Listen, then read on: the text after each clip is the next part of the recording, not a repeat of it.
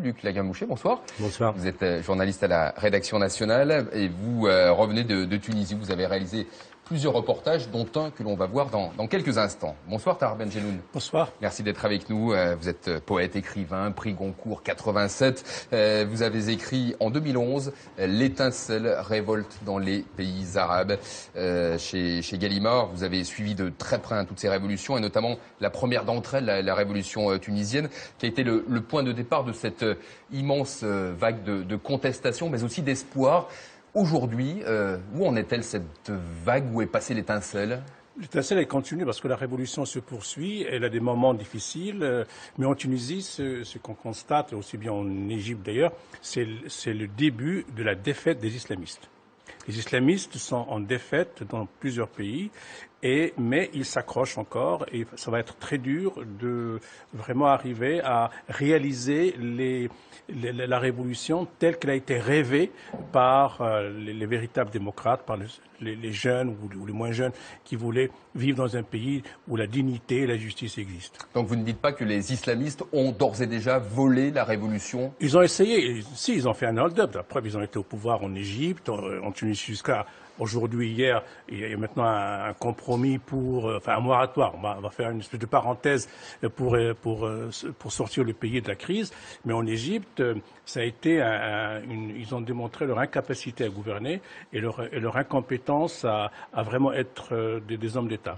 Alors Luc, vous venez de passer une semaine en Tunisie. Quelles ont été les conditions de tournage? C'est facile aujourd'hui dans la Tunisie post-révolutionnaire de travailler? Alors c'est très facile, hein. Il suffit de faire une demande d'autorisation et puis pour le matériel et pour l'équipe, et après ça se passe absolument normalement. Donc c'est vrai que ça c'est un vrai changement par rapport à l'époque. C'est plus facile que sous Ben Ali en fait. C'est beaucoup plus facile que sous Ben Ali. Mais en revanche, les jeunes que l'on a suivis n'ont pas fait la révolution pour que les conditions des journalistes étrangers soient meilleures dans leur pays. Et pour rebondir sur ce que disait Tahar Benjelloun, eux nous disaient que cette révolution, il y avait des idéaux. C'était la liberté, la dignité, la justice sociale. Et ils ne se sont pas battus pour savoir ce qu'était un bon ou un mauvais musulman, puisqu'ensuite, avec l'arrivée des islamistes au pouvoir, on a vu que le débat a complètement changé dans la société tunisienne et ce n'était plus du tout le débat pour lequel ces jeunes, et nombreux d'entre eux, sont morts. Eh bien, c'est ce que nous allons voir, puisque vous avez rencontré nombreux de ces jeunes, de jeunes artistes qui étaient à l'origine de cette révolution. Ils ont été les leaders, les meneurs. Où en sont-ils aujourd'hui entre colère et désillusion? Comment vivent-ils le manque de liberté? C'est ce qu'on voit dans votre reportage, Luc, que vous avez réalisé en compagnie de Georges Pinol et Franck Clark. Et Franck Perrault au montage. Et Franck Perrault au montage. La Tunisie de Ben Ali. Paradis pour les touristes et pour le clan de l'ex-dictateur. De l'ordre au prix de l'oppression de tout un peuple. Mais la révolution est passée par là. Désormais, la liberté s'écrit partout, sur les murs, dans les chansons, sur les blogs. Privés de parole pendant des décennies, les Tunisiens se lâchent. Retour vers la Tunisie de l'intérieur, celle de la misère et du chômage, là où la révolution a commencé. Tala, 250 km de Tunis. On y retrouve Oussama Bouaguila, fondateur de Zouela, un collectif de graffeurs et de taggeurs. 3 ans après la révolution et 2 ans après la victoire des islamistes aux élections, il continue le combat, ici, dans les décombres du commissariat, incendié pendant les émeutes. Toute la Tunisie est assez pauvre, mais Tala, c'est l'une des régions les plus délaissées. C'est ici que les gens ont réclamé la justice sociale. C'est ici que le message de notre mouvement prend le plus de sens. Ce Z n'est pas celui de Zoro, mais celui de Zouela, misérable en arabe. Comme le héros masqué, ces artistes plaident inlassablement la cause des plus déshérités partout où ils passent. Si on était silencieux, si on les laissait gouverner sans rien faire, on pourrait nous le reprocher. Mais là, on va continuer notre travail.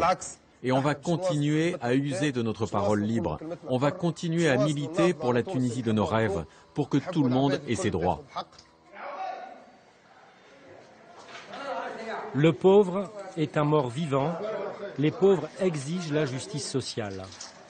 Voilà ce qu'ils écrivent sur les murs. À Gabès, en novembre dernier, ces simples mots ont valu à Oussama et un ami d'être arrêtés et poursuivis.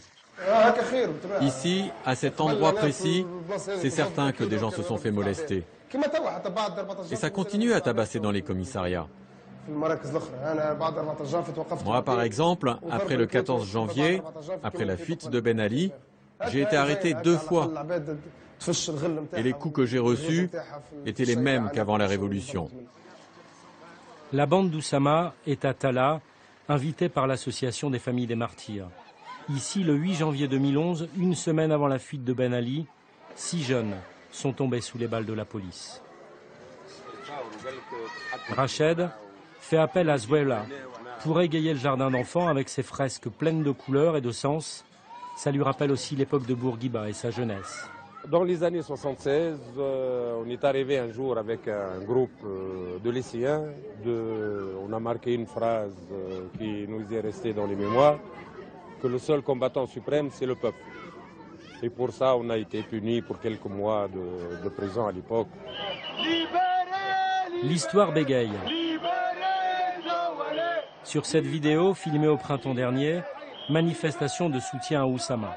À l'époque, il risque 6 mois de prison pour cet acte de Gabès, 6 mois pour quelques mots sur les pauvres jetés sur un mur, ou plutôt pour propagation de fausses informations et violation de l'état d'urgence. Il s'en tirera finalement avec une amende de 50 € pour dégradation de bâtiments publics. Cette fois, la mobilisation a payé.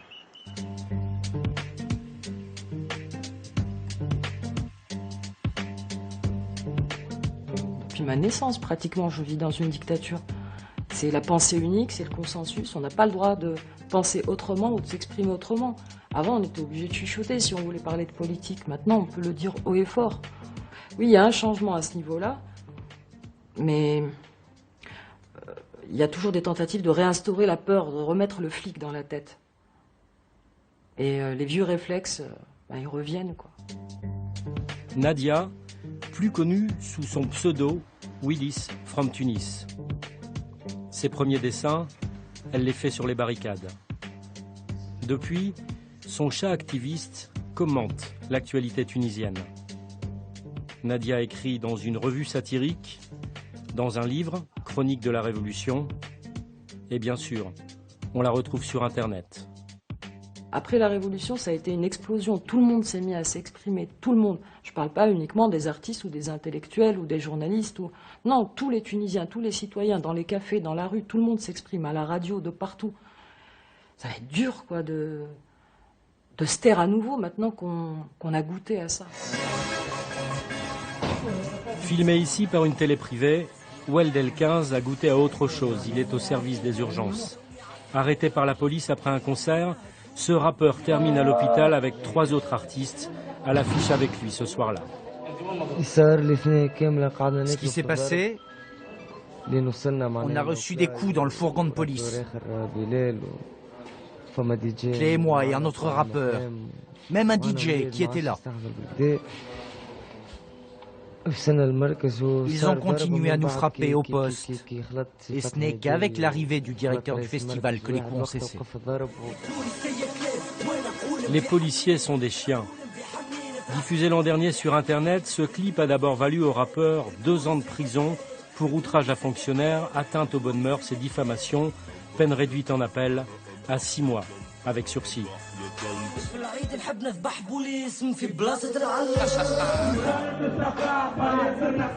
Sortie de prison et retour sur scène.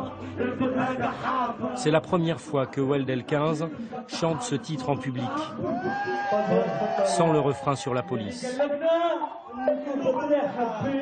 Précaution inutile, il est quand même arrêté, menotté, roué de coups, puis à nouveau condamné, 21 mois, mais par contumace, Weld El-15 est en cavale.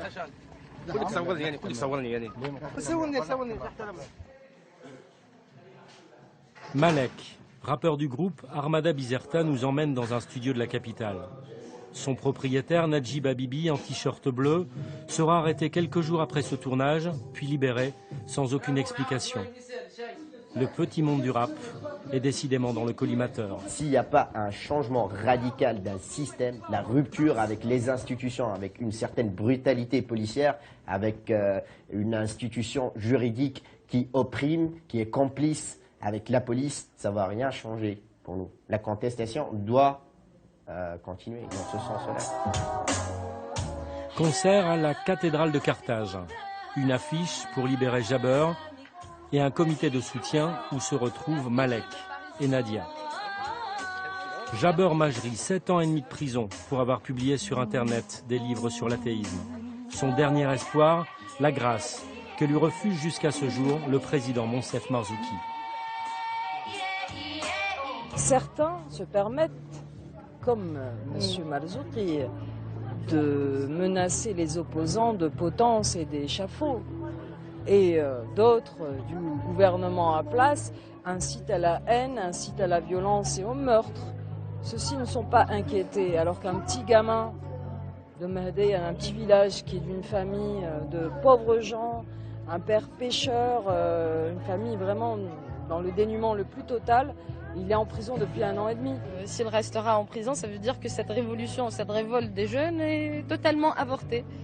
Donc il faut changer les lois, il faut aussi respecter la volonté du peuple et libérer cette jeunesse. Hein.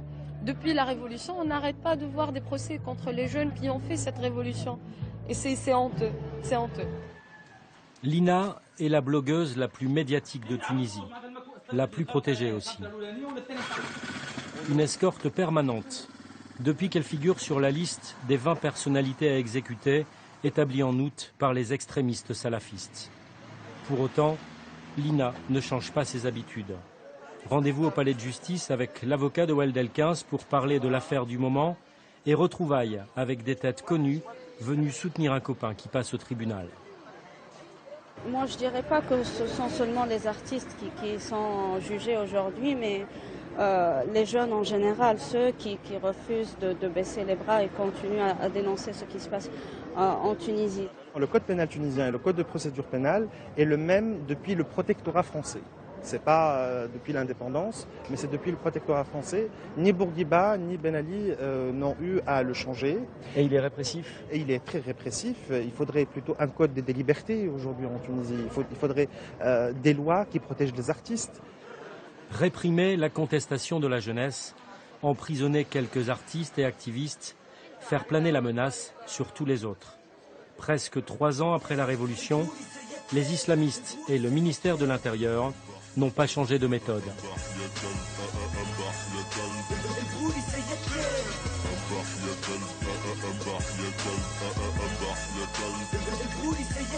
Lucas Gambouché, ces jeunes Tunisiens que vous avez rencontrés sont vraiment représentatifs de la société tunisienne aujourd'hui ? Alors c'est bien difficile de trouver un Tunisien représentatif de tous les autres et c'est tout le drame de ces gens qui ont participé à la Révolution et qui partent aujourd'hui un peu dans tous les sens, qui sont hétéroclites. Mais néanmoins, comme dans beaucoup de pays, j'ai envie de dire, cette culture des villes, cette culture urbaine, les rappeurs, les blogueurs, les taggeurs, ça représente quand même une jeunesse des banlieues, une jeunesse qui, quelqu'un nous disait dans le reportage, avec la Révolution, on a eu un cadeau, mais on n'a pas encore ouvert le paquet.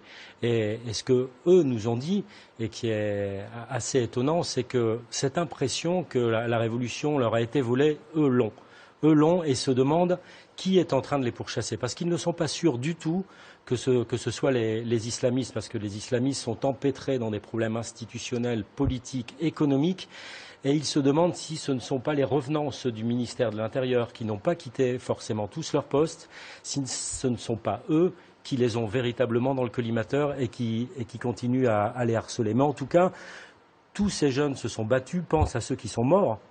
Il y en a eu beaucoup en Tunisie et ne veulent pas lâcher l'affaire, comme on dit vulgairement.